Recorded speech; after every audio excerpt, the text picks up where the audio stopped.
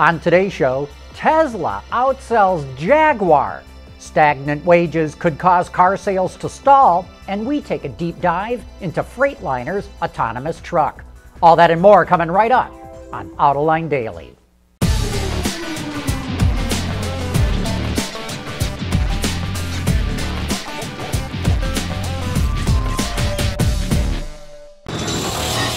This is Autoline Daily for July 16th of 2015. Automakers selling cars in the U.S. market are practically giddy over forecasts that sales will top 17 million vehicles this year. But Stephen Zackley, the chief economist at the National Auto Dealers Association, warns that if Americans do not start to make more money, sales will start to drop. He tells Autoline, and I quote, "Lack of wage growth is the #1 concern.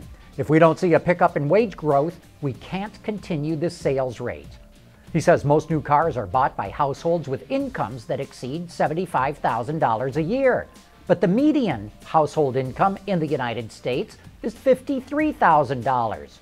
And with the average car now selling for more than $33,000, many households have been pushed out of the new car market. As we pointed out before, if the same percentage of the population of the United States bought a new car this year as they did in 1978, car sales would hit 22 million units, not the paltry 17 million that everyone seems to be so excited about.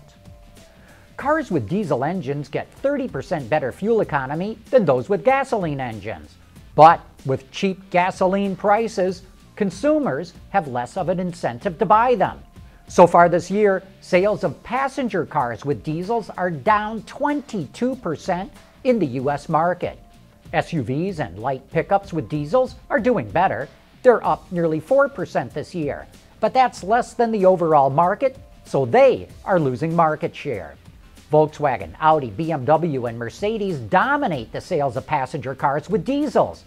They had hoped that Americans would buy even more of them, but with cheap gasoline prices and with gasoline engines that keep getting better and better fuel economy, sales of diesels are starting to stall out. Hey, don't forget to join us for Autoline After Hours. Later today, our guest is John Kelly, a product manager for BMW, and he'll be bringing an i3 into the studio with him. Design consultant Sandy Monroe says the i3 is so revolutionary that it is the Model T for the next century. Is it? Let's find out. Join me and Gary Vasilash for some of the best product discussions in the business. And we'll be back with more right after this. Autoline Daily is brought to you by Bridgestone Tires, your journey, our passion. Dow Automotive Systems, breakthrough technologies for lightweight vehicles. And by Hyundai. Learn more at Hyundai.com. Tesla had blowout sales last month. They shot up 73% just in the American market. To put that in perspective, Tesla now outsells Jaguar, even though Tesla only offers one model, while Jaguar has 4. And Tesla's legally barred from selling cars in most states. Actually, we shouldn't just pick on Jaguar.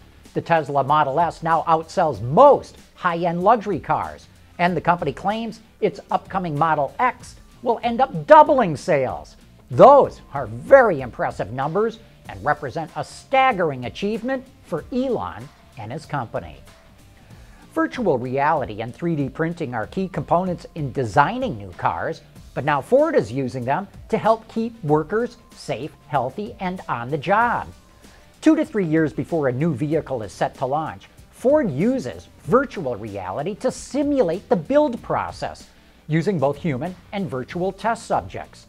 They want to check out design feasibility and the safety of line workers. They're even using 3D printed parts to check for things like hand clearance. Looks like those efforts are paying off. Ford claims employee injuries are down 70% and that other ergonomic issues are down by 90%. And it looks like the back-breaking days of being an assembly line worker are finally coming to an end. Coming up next, an in-depth look at Freightliner's autonomous semi.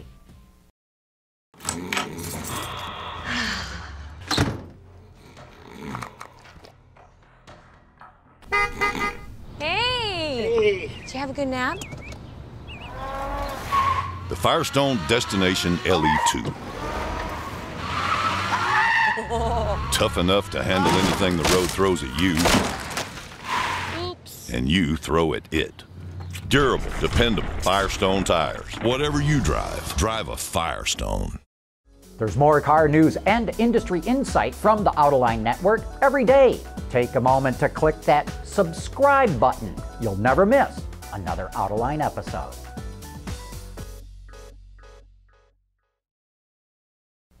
When it comes to autonomous vehicles, up to now, Google, automakers like Audi, and Tier 1 suppliers like Delphi and Continental have been getting all the headlines.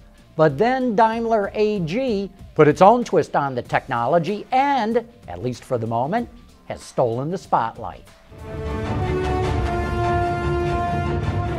Talk about making an entrance. That's just what heavy-duty truck manufacturer Freightliner did at the Hoover Dam in Arizona a couple of weeks ago when it unveiled its new autonomous Class 8 truck.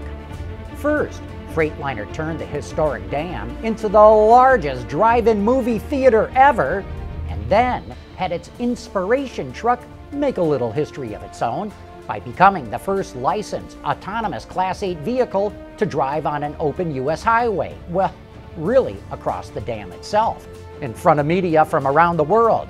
And though the event was a spectacle worthy of anything that you'd see at nearby Las Vegas casinos, Freightliner said this state-of-the-art truck was built for more down-to-earth reasons. We are the dominating truck brand for the long-haul trucks here in the United States, where those trucks go about 140,000 miles a year on the road, and we want to do everything to make the life of a driver better and safer. And that is a great system to support the driver and to increase driver awareness and reduce his fatigue. And one of the top ways this truck helps drivers are the predictive technologies inside, especially what Freightliner calls Highway Pilot. Here, newly added cameras and radar work hand in hand with many of the systems we've become accustomed to on our own cars, such as lane keeping and collision avoidance, to name a couple. And in the future, when more of these types of heavy-duty trucks are on the highway, Daimler sees even more fuel economy benefits coming from platooning. That's where several of these Level 3 autonomous trucks, where the driver is still involved behind the wheel, are essentially electronically tethered together on long-distance runs to save between 5 and 6% MPGs. Those are impressive numbers for sure, but there's still a lot of R&D to be done by the feds, the states, and Daimler itself before we see these trucks on the road. The next challenges we have to overcome are basically to test this vehicle in real life, take it out on public roads in Europe, but also in the United States, to see about weather conditions, conditions in every temperature, how this vehicle behaves. So we believe after a couple million miles, we'll be much smarter than we are today. And with that, we open the door to a wide range of applications in NAFTA, but also in Europe.